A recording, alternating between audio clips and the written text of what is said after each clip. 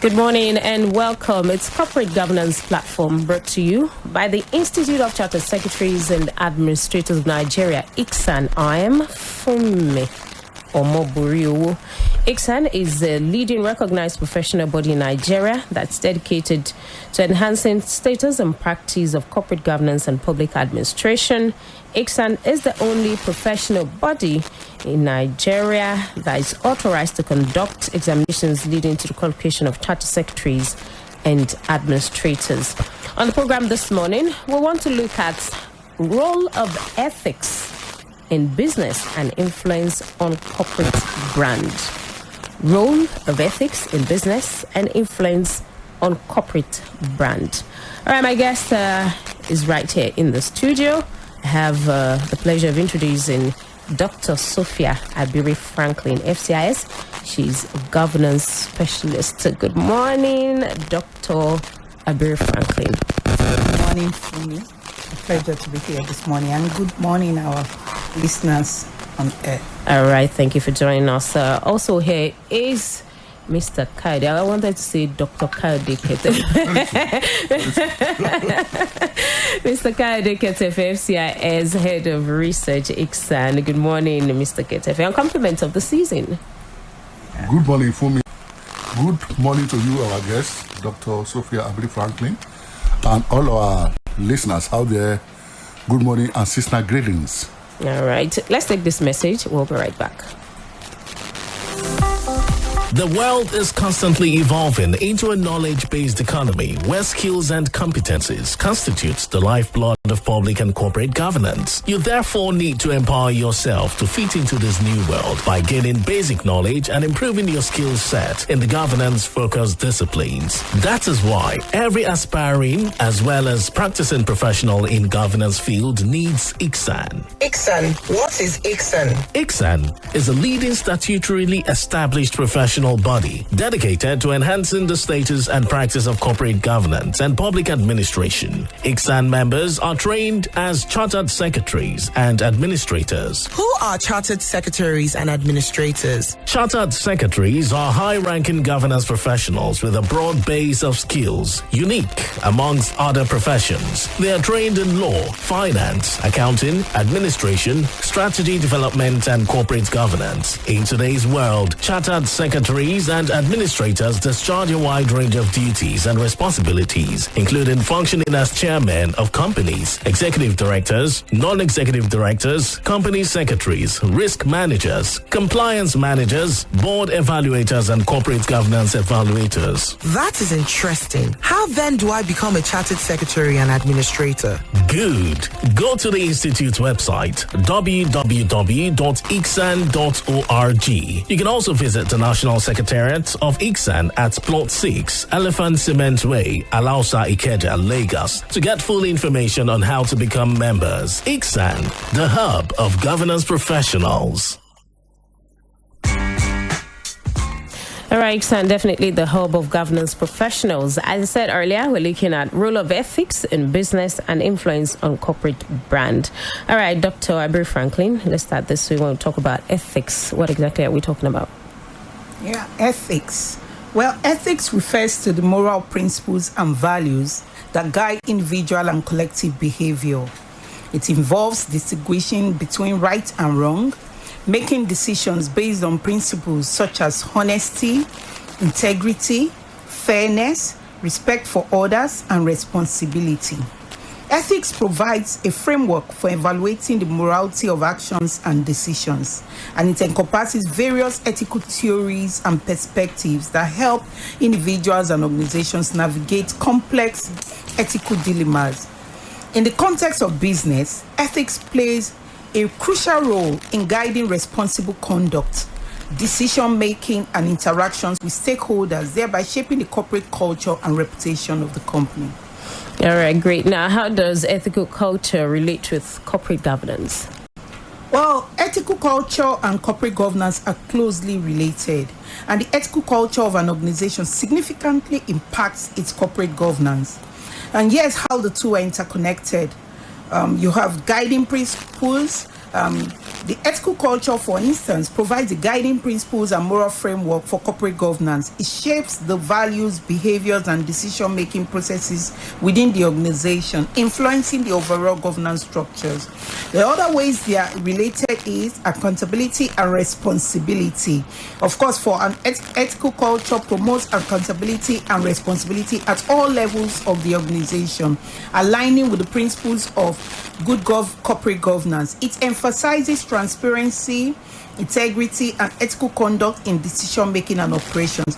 You also have stakeholder trust, you have the risk management, you have compliance and ethics programs, decision making processes. In summary, ethical culture is fundamental to the effective functioning of corporate governance, as it provides the ethical foundation for governance practices, promotes stakeholder trust, supports risk management, and guides decision-making processes within the organization.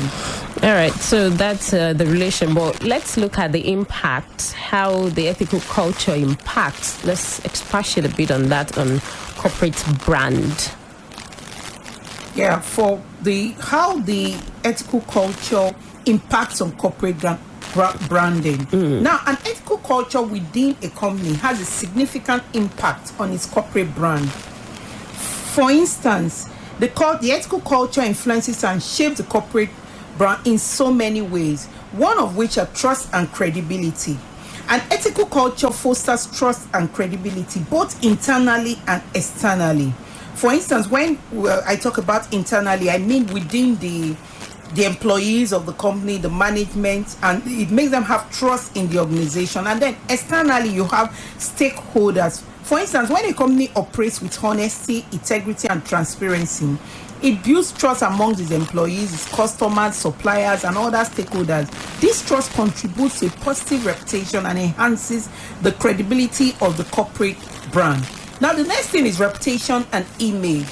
Ethical behavior contributes to a positive reputation and image for the company. A strong ethical culture signals to the public that the company is committed to doing the right thing, treating stakeholders fairly, and upholding high moral standards. This positive reputation enhances the corporate brand and can lead to increased customer loyalty and positive word of mouth. For instance, if something happens in an organization, for instance, and you hear that, I really don't want to mention any brand, let's say a particular bank. Okay. You heard that, the bank heard that there was something that happened, and they quickly went there and they responded and they shared gifts, and it's an emotional thing. And let's say that bank, a particular bank, subsequently goes on a market campaign to open new accounts.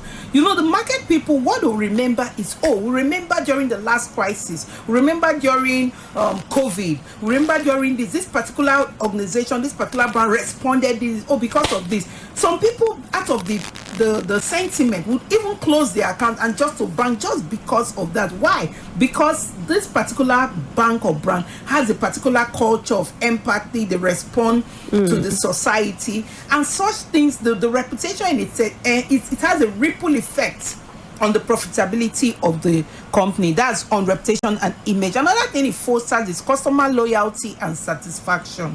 What I mean here is that the ethical behavior of companies influences the customer loyalty and satisfaction. Customers are more likely to support companies that demonstrate ethical conduct and social responsibility. A strong ethical culture can lead to increased customer loyalty, positive customer experiences, and a higher level of satisfaction with the brand. You see, just like I spoke about reputation and image, the same thing with customer loyalty.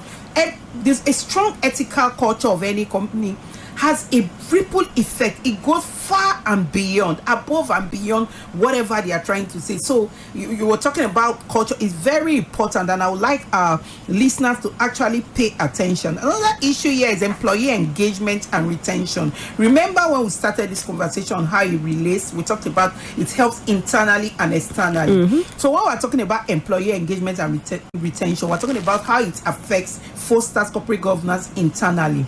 Now, an ethical culture contributes to higher levels of employee engagement and retention, in the sense that when employees feel that their company operates with integrity, treats them fairly, they are more likely to be motivated and committed to their work. This positive employee experience contributes to a strong corporate brand as an employer of choice. So the company, for instance, or the organization does not have issues about worrying about staff retention, because the culture in itself is strongly entrenched in the staff that they want to stay because they believe in the management. And then it gives the company competitive advantage. Ethical behavior can provide a competitive advantage in the marketplace. Companies with a reputation for ethical conduct may differentiate themselves from competitors, attract top talent, and appeal socially to social conscious consumer. Like I said, the example I gave earlier on about where a particular brand responds to society when something is happening. You know, some people can even just apply to a particular organization to just, and look, I want to work in this company. I love the way they responded. This company has empathy. I love the way this company treats their staff. They did not ask that particular. We heard what happened to a particular employee of this company, and they kept her. They were paying her for 1 month, for 2 years, even when she was not working. Oh, I love to work in this kind of organization, regardless of the pay. That company already has a competitive advantage. So these are the kind of things we talk about. We want to talk about ethical conduct and the culture of an organization, how it relates to corporate governance. And so finally, I'll talk about crisis management and resilience. In times of crisis or controversy, an ethical culture can help a company weather challenges more effectively. A history of ethical behavior can contribute to public goodwill, support from stakeholders, and greater resilience in the face of adversity. In summary, an ethical culture has a profound impact on corporate brand by building trust, enhancing reputation, fostering customer loyalty, engaging employees, providing a competitive advantage, and contributing to crisis management and resilience. It is a fundamental element in shaping the overall perception of the company in the eyes of its stakeholders and the public. All right, great. But let me quickly ask this before we wrap this up. You advise the companies and other entities on how to entrench their business ethics. That will be, you know, as a final wrap up, your advice to them, to companies and other entities, on how to entrench this, you know, business ethics that we've talked about. Okay, so firstly, before I talk about give my advice to companies and other entities on how they can entrench business ethics. The issue of business ethics, we're not just discussing it from our mind. There's actually a code that has been propagated for this. Yes. And it's the FRCN, the Code of Corporate Governance. And in that code, we have principles 24 and 25 that talks about ethical and business conduct, which talks about that companies should actually create standards and put schemes in place to ensure that the ethical culture is entrenched in organization. And in principle 25 actually talks about the code of business conduct that will guide against insider trading, conflict of interest, and will ensure disclosure in every act of directors and members of the company. And so my advice to companies and other entities on how this ethical conduct can be entrenched in the company, the business ethics, is that within companies, it's important to establish strong ethical foundation and create a culture that prioritizes ethical behavior at all levels of the organization. First and foremost, the company has to create a governance or compliance department. Then they have to appoint a governance officer or a governance consultant to champion the underlisted advice. Of course, where do you find this governance consultant? The Institute of Chartered Secretaries and Administrators is a place to go. Our members are thoroughbred governance consultants, are well trained in issues of corporate governance and consulting, and everything about the administration of how this ethical conduct can be entrenched. Our members are well trained to give you the consultancy. And what some of the things a company can do is to develop a code of conduct as provided by the Code of Corporate Governance that says each company should develop a code of conduct.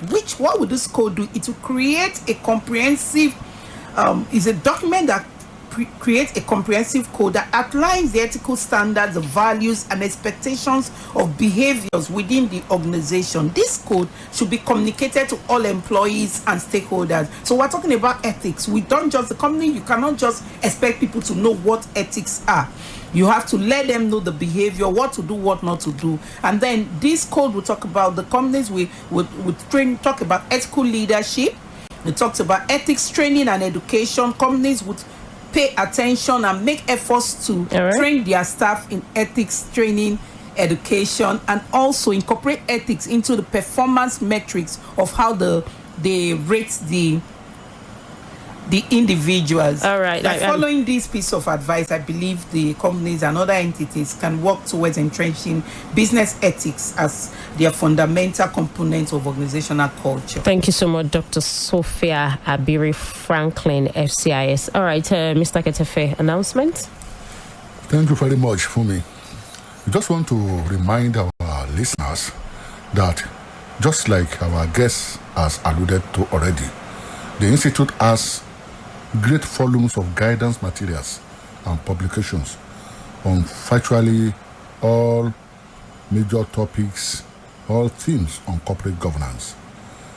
Let me also add that the training department of our institute also offer regular training on this theme and other topics on governance.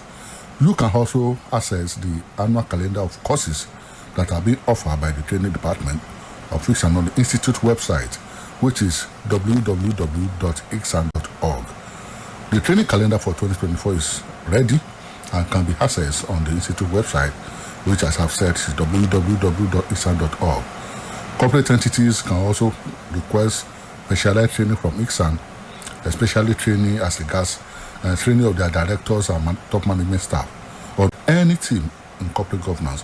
So for more information on ICSAN training, please contact Mike on 080-311-00462.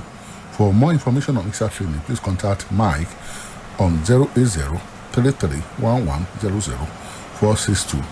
Thank you, and seasonal greeting to you once again. Thank you so much, Mr. Kayode Ketefe, FCIS, Head of Research, ICSAN, and also Dr. Sophia ABIRI-FRANKLIN, FCIS, Governance Specialist. Thank you for joining us on Corporate Governance Platform this morning.